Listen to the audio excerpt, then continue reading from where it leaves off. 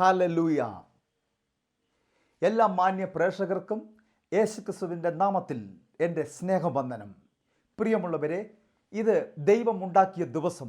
ഇന്ന് നാം കർത്താവിൽ ആനന്ദിക്കണം, വചനത്തിൽ സന്തോഷിക്കണം. എല്ലാം മറന്ന്, എല്ലാ ചിന്തകളും എല്ലാ ഭാരങ്ങളും മറന്നുകൊണ്ട് നമ്മളിന്ന് ദൈവവചനത്തിൽ നമ്മൾ ശ്രദ്ധിക്കാൻ പോകുകയാണ്. ദൈവത്തിൻ്റെ വചനത്തിലൂടെയുള്ള വലിയ വിടുതൽ ഇന്ന് നിങ്ങളുടെ എല്ലാ മേഖലകളിലും എല്ലാ സാഹചര്യങ്ങളിലും നിങ്ങളുടെ കുടുംബത്തിനകത്തും ദൈവം ഒരുക്കുന്നതോർത്ത് കർത്താവിനെ സ്തുതിക്കുന്നു. നല്ല അനുഗ്രഹിക്കപ്പെട്ട നല്ല ഒരു ദൈവിക സന്ദേശം ഞാൻ നിങ്ങളുമായിട്ട് കൈമാറാൻ പോകുകയാണ്. ആ ദൈവം തന്ന ആ ദൈവവചനത്തിനകത്ത് നിന്നുകൊണ്ട് പരിശുദ്ധാത്മാവ് നിങ്ങളോട് സംസാരിക്കട്ടെ. ഇന്നത്തെ ദൈവവചനം ശുശ്രൂഷിക്കുമ്പോൾ നിങ്ങളുടെ രോഗങ്ങൾ സൗഖ്യമാകട്ടെ. നിങ്ങളുടെ ഭാരങ്ങൾ, നിങ്ങളുടെ വേദനകൾ, നിങ്ങളുടെ ഇരുമനസ്സുകൾ, നിന്ദകൾ, പരിഹാസങ്ങൾ സകലതും മാറാൻ കാരണമായി തീരട്ടെ. പ്രിയമുള്ളവരെ, പുറപ്പാട് പുസ്തകം 14-ാം അധ്യായം അതിൻ്റെ 13-ാമത്തെ വാക്യം നമ്മൾ ചിന്തിക്കാൻ പോകുകയാണ്. വളരെ പ്രാർത്ഥനയോടുകൂടെയായിരിക്കാം. ആ വാക്യം ഇങ്ങനെ എഴുതിയിരിക്കുന്നേ: അതിന് മോശ ജനത്തോട് ഭയപ്പെടേണ്ട, ഉറച്ചു നിൽപ്പീൻ, ദൈവം ഇന്ന് നിങ്ങൾക്ക് ചെയ്യുവാനിരിക്കുന്ന രക്ഷ കണ്ടുകൊള്ളുവീൻ. Praise the Lord. നല്ല വചനത്തെ ഓർത്ത് കർത്താവിനെ സ്തുതിക്കുക. ഇതൊരു അത്ഭുതത്തിൻ്റെ ദിവസമാണ്. ഇതൊരു മിറക്കിൾ ദിവസമാണ്, മിറക്കിൾ ഡേയാണ്, സൗഖ്യമാക്കുന്ന ദിവസമാണ്. പ്രിയമുള്ളവരെ, ദൈവത്തിൻ്റെ പരിശുദ്ധാത്മാവ് എന്നോട് പറയുന്നു, വളരെ നാളുകളായി നിങ്ങൾ പ്രാർത്ഥിക്കുന്ന പ്രാർത്ഥനയുടെ മറുപടി ഈ ദിവസങ്ങളിൽ വെളിപ്പെടാൻ പോകുകയാണ്. നമുക്കറിയാം, ഇസ്രായേൽ ജനം ഫറവോൻ്റെ അടിമത്തത്തിൽ അവർ കഴിയുമ്പോൾ ആ ഇസ്രായേൽ ജനത്തിൻ്റെ നിലവിളി ദൈവത്തിൻ്റെ സന്നിധിയിലെത്തി. ഒന്നുകൂടെ പറയട്ടെ, ഇസ്രായേൽ ജനം മിസ്രൈമിൽ ഫറവോൻ്റെ അടിമത്വത്തിൽ കഴിയുമ്പോൾ അവർ തീച്ചൂളയുടെ അനുഭവത്തിൽ അവർ കഷ്ടപ്പെടുകയാണ്. അവരുടെ കരച്ചിലും നിലവിളിയും ദൈവത്തിൻ്റെ കാതുകളിൽ എത്തി. പക്ഷേ ആ ഫറവോൻ്റെ അടിമത്വത്തിൽ കിടക്കുന്ന ആ ഇസ്രായേൽ ജനത്തെ ഒന്ന് ദൈവം വിടുവിക്കാൻ പദ്ധതിയിടുകയാണ്. എത്ര പേർക്ക് വിശ്വസിക്കാൻ കഴിയും? എന്നോട് കർത്താവ് പറയുന്നു, നിങ്ങൾ ഏത് അവസ്ഥയിലാകട്ടെ, ഏത് സാഹചര്യത്തിലാകട്ടെ, നിങ്ങളെ വിടുവിക്കുവാൻ, നിങ്ങളെ നടത്തുവാൻ, നിങ്ങളെ പരിപാലിക്കുവാൻ എൻ്റെ ദൈവം വിശ്വസ്തനത്രേ. കാരണം ഫറവോൻ്റെ സന്നിധിയിൽ നിന്ന് ഇസ്രായേൽ ജനത്തെ വിടുവിപ്പാൻ ദൈവം ഒരുവനെ തിരഞ്ഞെടുത്തു. അവൻ്റെ പേരാണ് മോശെ. മോശ ഫറവോൻ്റെ കൊട്ടാരത്തിലാണ് വന്നേ. ഒരു മിസ്രൈമിനെ അടിച്ചു കൊന്നതിൻ്റെ പേരിൽ അവനെ കൊല്ലുവാൻ, തകർക്കുവാൻ പദ്ധതിയിട്ടപ്പോൾ അവൻ ഓടിപ്പോയി. മോശ എന്ത് ചെയ്യപ്പെട്ടു? മോശ ഓടിപ്പോയി. തൻ്റെ അമ്മായിപ്പനായ ആ യിത്രോവിൻ്റെ ആടുകളെ എന്ത് ചെയ്തു? മേയ്ക്കുന്ന തൊഴിലായിരുന്നു. കാരണം ദൈവത്തിൻ്റെ വിളിയുള്ളവൻ ഏത് പ്രവൃത്തി ചെയ്താലും അവിടെ ഒരു അനുഗ്രഹം ഉണ്ടാകുകയില്ല, അവിടെ പരാജയമായിരിക്കും.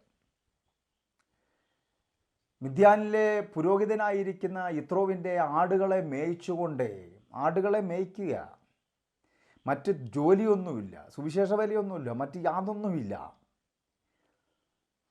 പക്ഷേ ഒരു കാര്യം ഞാൻ നിങ്ങളോട് പറയുന്നു.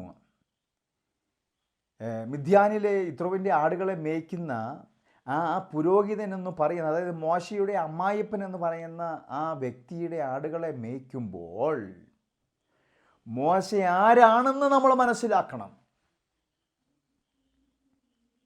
പ്രിയമുള്ളവരെ, എൻ്റെ മേലും നിങ്ങളുടെ മേലും ദൈവം നാളെ നമ്മളെ എങ്ങനെയാണ് അവൻ്റെ രാജ്യത്തിനു വേണ്ടി, അവൻ്റെ നാമത്തിനു വേണ്ടി ഉപയോഗിക്കുന്നതെന്നും പ്രയോജനപ്പെടുത്തുന്നതെന്നും നമുക്ക് വിലയിരുത്താനാവത്തില്ല, അല്ലേ? ഇന്ന് നമ്മളെ നോക്കിയിട്ട്, നമ്മുടെ കുടുംബത്തെ നോക്കിയിട്ട്, നമ്മുടെ തലമുറയെ നോക്കിയിട്ട്, അതായത് മാതാപിതാക്കളോടൊരു സന്ദേശം ഞാൻ പറയുന്നു. നിങ്ങളുടെ മക്കളെ നോക്കിയിട്ട് എന്ത് ചെയ്യരുത്? അവരെ നോക്കിയിട്ട് പരാജയവും തോൽവിയും പറയരുത്.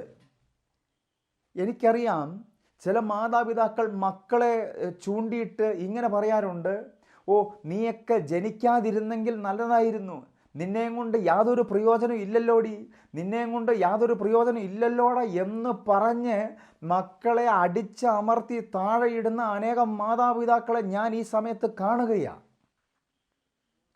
പക്ഷെ ഞാൻ നിങ്ങളോട് പറയട്ടെ, ഒരു പക്ഷെങ്കിൽ നിങ്ങൾ ഒന്നിനും കൊള്ളാതെ, അല്ലേ, ചവിട്ടി അവരെ താഴ്ത്തി കെട്ടി അവരെ നിന്ദിച്ചും പരിഹസിച്ചും ചപ്പന്നും ചവറൊന്നും എണ്ണിയിടുന്ന അത് നിങ്ങളുടെ തലമുറയായിരിക്കും നാളെ ലോകത്തെ മേലുകീഴ് മറിക്കുന്ന അഭിഷക്തന്മാരായി, രാജാക്കന്മാരായി ദൈവം അവരെ തീർക്കുവാനായിട്ട് കഴിയുന്നത്.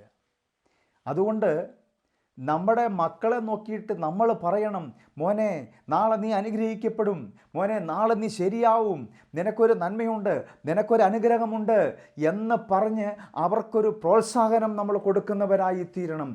മിദ്യാനിലെ പുരോഹിതനായ യിത്രോവിൻ്റെ ആടുകളെ മേയിച്ചുകൊണ്ട് ഇങ്ങനെ മരുഭൂമിക്കപ്പുറത്ത് മോശ പോകുക. അത് പുറപ്പാട് പുസ്തകം 3-ാം അധ്യായത്തിലാണ്. മോശ ഇങ്ങനെ പോയി ആടുകളെയും മേച്ചുകൊണ്ട് പോവുക.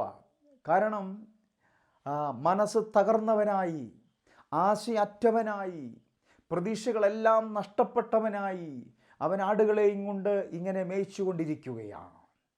ആടുകളെ മേയിച്ചുകൊണ്ടിരിക്കുമ്പോഴും അവൻ്റെ അകത്ത് ഒരു വലിയ ദൈവപ്രവൃത്തി ദൈവം കണ്ടിട്ടുണ്ട്. ആടുകളെ മേയിച്ചുകൊണ്ട് പോകുമ്പോൾ, അതായത് ഒരു സാമ്രാജ്യത്തെ മുഴുവൻ വിടുവിക്കാനുള്ള, ഒരു വിടുതലിനുള്ള ഒരു വ്യക്തിയായിട്ട് ഈ മോശയെ ദൈവം കണ്ടിരിക്കുകയാണ്. എന്നോട് കർത്താവ് പറയുന്നു, നിങ്ങളെ ദൈവം കണ്ട വ്യക്തിയാണ്, നിങ്ങളുടെ തലമുറയെ ദൈവം കണ്ടിരിക്കുകയാണ്.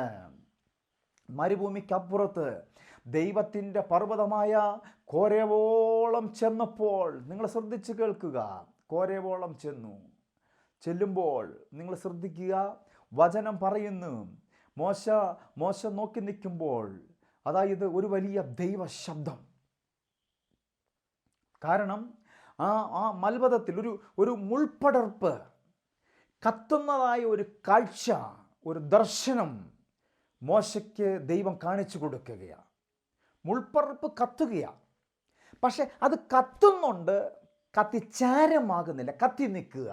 ചുഴലിക്കാറ്റിലും യഹോവയ്ക്ക് വഴിയുണ്ടെന്ന് വിശ്വസിക്കുക. ഇന്ന് ഉപവസിക്കുന്ന, പ്രാർത്ഥിക്കുന്ന കുഞ്ഞുങ്ങളെ, മാതാപിതാക്കളെ, ദൈവത്തിൻ്റെ പരിശുദ്ധാത്മാവനോട് പറയുന്നു, തീക്കകത്ത് ഉത്തരമരുളുന്ന ദൈവം. ചുഴലിക്കാറ്റിലും യഹോവയ്ക്ക് വഴിയുണ്ട്. ആരെങ്കിലും നിങ്ങളുടെ കുടുംബത്തിന് വേണ്ടി, നിങ്ങളുടെ തലമുറയ്ക്ക് വേണ്ടി ഒരു വഴി തുറക്കാൻ നിങ്ങൾ ആഗ്രഹിച്ച് അല്ലെങ്കിൽ പ്രാർത്ഥിച്ച് കാത്തിരിക്കുന്ന ഒരു വ്യക്തി ജീവിതമായിരിക്കാം. പക്ഷെ നിങ്ങൾക്ക് വേണ്ടി ദൈവം വഴികളെ തുറക്കും. ഒരു പക്ഷെങ്കിൽ ഒരു വഴി തുറക്കാൻ നിങ്ങൾ പ്രാർത്ഥിക്കുകയായിരിക്കാം.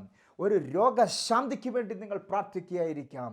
നിങ്ങളുടെ വീട്ടിൽ നിന്ന് രോഗം വിട്ടൊഴിയാൻ നിങ്ങൾ പ്രാർത്ഥിക്കുകയായിരിക്കാം. നിങ്ങളുടെ വീട്ടിൽ നിന്ന് അനർത്ഥങ്ങൾ മാറിപ്പോകാൻ നിങ്ങൾ പ്രാർത്ഥിക്കുകയായിരിക്കാം. എന്തുമാകട്ടെ, ഒരുപക്ഷെങ്കിൽ ജപ്തിയായിരിക്കാം, ജയിലായിരിക്കാം, നിയമമായിരിക്കാം, കോടതിയായിരിക്കാം, വേദനയായിരിക്കാം, സർജറി ആയിരിക്കാം, ക്യാൻസർ ആയിരിക്കാം, നിങ്ങളെ അലട്ടുന്ന എന്ത് പ്രശ്നങ്ങളുമാകട്ടെ, ഈ ദിവസങ്ങളിൽ എന്നോട് കർത്താവ് പറയുന്നു, നിന്റെ പ്രശ്നത്തെ പരിഹരിക്കാൻ നിനക്ക് വേണ്ടി ഒരുവൻ തീക്കകത്ത് വെളിപ്പെടാൻ പോകുകയാണ്. ആമേൻ. നിന്നെ വിടുവിക്കുവാൻ, നിന്റെ കുടുംബത്തെ വിടുവിക്കുവാൻ പർവ്വതത്തിൽ നിനക്ക് വേണ്ടി മോശെ ഒരുവൻ വെളിപ്പെട്ട് കഴിഞ്ഞിരിക്കുകയാണ്. ഇനി ആർക്കും ഒതുക്കാൻ പറ്റുകയില്ല, ഇനി ആർക്കും നിയന്ത്രിക്കാൻ പറ്റുകയില്ല, ഇനി ആർക്കും തടസ്സപ്പെടുത്തുവാൻ കഴിയത്തില്ല.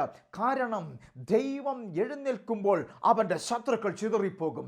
ദൈവം എഴുന്നേൽക്കുമ്പോൾ, നിങ്ങൾ ശ്രദ്ധിച്ച് കേൾക്കുക, ദൈവം ഒരു വാതിൽ തുറന്നാൽ അത് അടയ്ക്കാൻ ആർക്കും കഴിയത്തില്ല. ഈ ശുശ്രൂഷ കാണുന്ന നിങ്ങളെ നോക്കിയിട്ട് ഞാൻ പ്രവചനാത്മാവിൽ പറയുന്നു, നീ ആഗ്രഹിക്കുന്ന ഒരു വാതിൽ നിന്റെ തലമുറയ്ക്ക് വേണ്ടി ദൈവത്തിൻ്റെ പരിശുദ്ധാത്മാവ് തുറന്നു തരുവാൻ ഈ ശുശ്രൂഷ കാരണമായി തീരട്ടെ.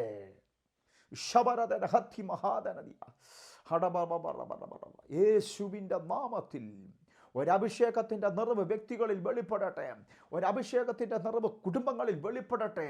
ദൈവപ്രവർത്തിക്കായി പിന്നെയും ഞങ്ങളെ സമർപ്പിക്കുന്നപ്പാ. ഹല്ലേലൂയ. പ്രിയമുള്ളവരെ, തീർന്നില്ല. മുൾപ്പടർപ്പ് കത്തുന്നുണ്ട്, പക്ഷേ അത് ചാമ്പലാകുന്നില്ല. എന്നാൽ മുൾപ്പടർപ്പിൽ ദൈവം ഇറങ്ങി മോശയോട് സംസാരിക്കുക. അപ്പം മോശ കുറച്ചും കൂടെ, ഇതെന്താണ് സംഭവിക്കുന്നത്? കത്തുന്നുണ്ട്, ചാമ്പലാകുന്നില്ല.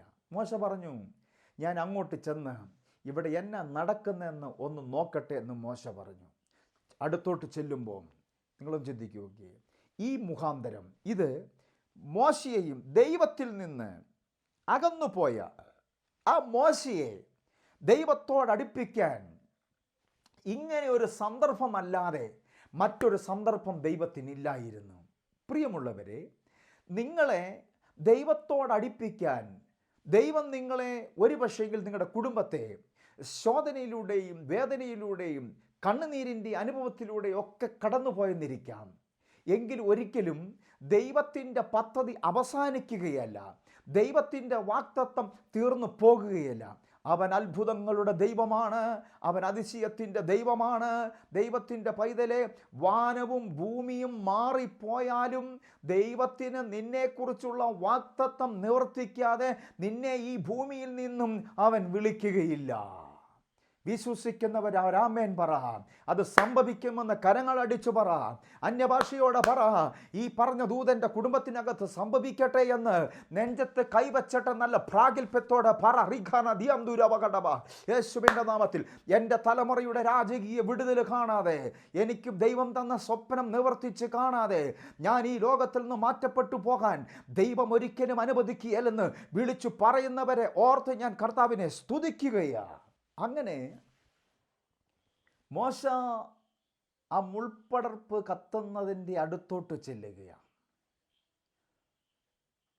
അടുത്തോട്ട് ചെല്ലുമ്പോൾ ഒരു ദൈവ ശബ്ദം, മോശേ മോശേ, നിന്റെ കാലിൽ നിന്ന് ചെരുപ്പ് അഴിച്ചു മാറ്റുക എന്ന് പറഞ്ഞാൽ നിൻ്റേതായ സ്വഭാവ രീതികൾ,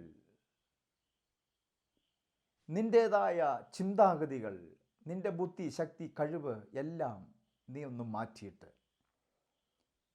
ഞാൻ നിന്നെ ഉപയോഗിക്കാൻ പോകുക, ഞാൻ നിന്നെ പ്രയോജനപ്പെടുത്താൻ പോകുക. ദൈവം പറഞ്ഞു, മിസ്രൈമിൽ കിടക്കുന്ന എൻ്റെ ജനത്തിൻ്റെ കഷ്ടതയും കണ്ണുനീരും ഞാൻ കണ്ടു. എനിക്കിനി സഹിക്കാൻ വയ്യ, എനിക്കിനി അടങ്ങിയിരിക്കാൻ വയ്യ. ഞാൻ അവരെ വിടുവിക്കാൻ തീരുമാനിച്ചു. ഓഹ്, മോശ പറഞ്ഞു, സന്തോഷം.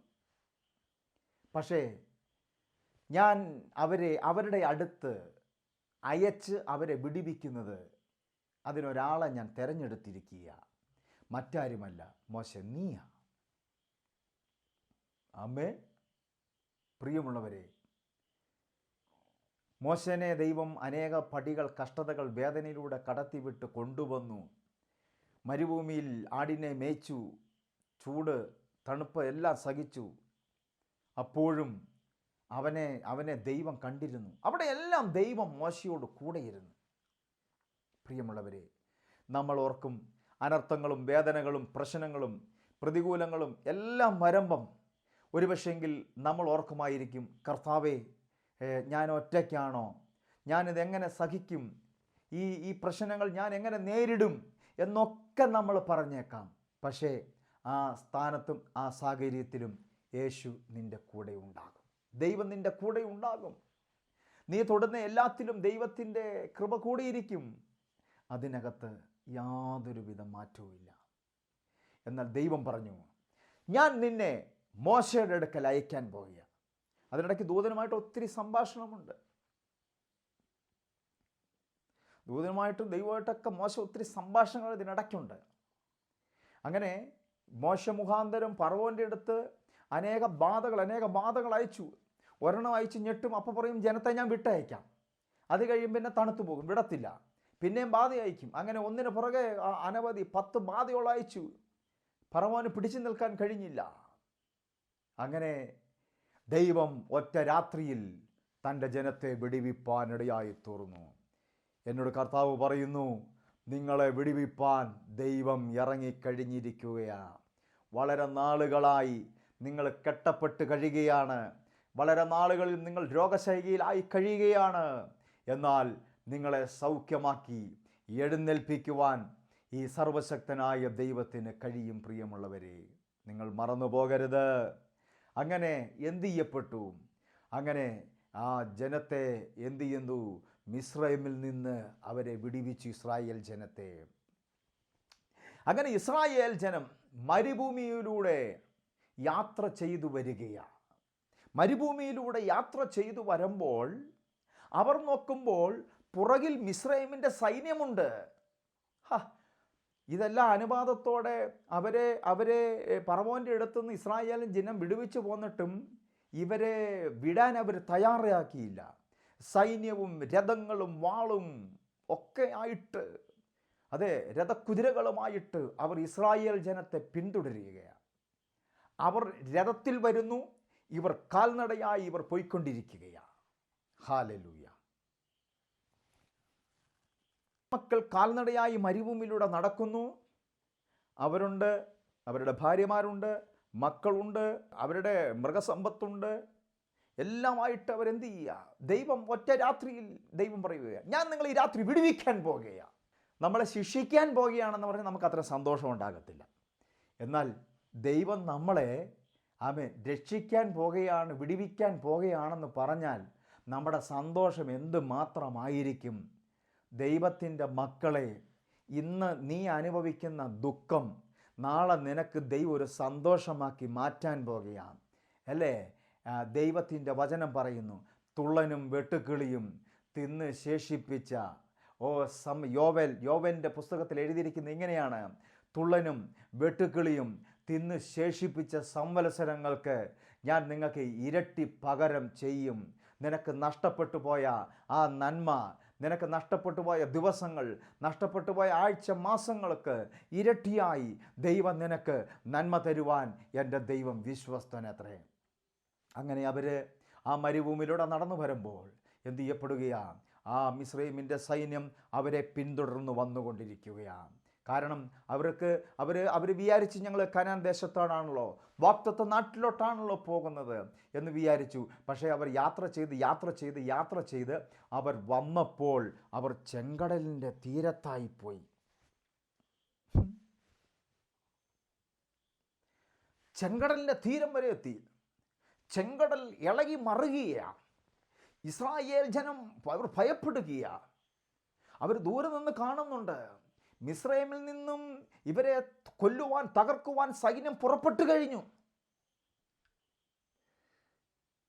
ഈ സാഹചര്യത്തിൽ നമ്മൾ എന്ത് സംഭവിക്കും? എന്ത് ചെയ്യും? അല്ലേ? സൈന്യത്തിനും കടലിനും നടുവിൽ.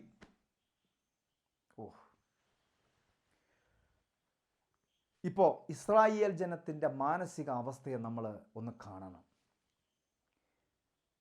ഈ ശുശ്രൂഷ കാണുന്ന നിങ്ങളുടെ മാനസിക അവസ്ഥ ദൈവം കാണുകയാണ്.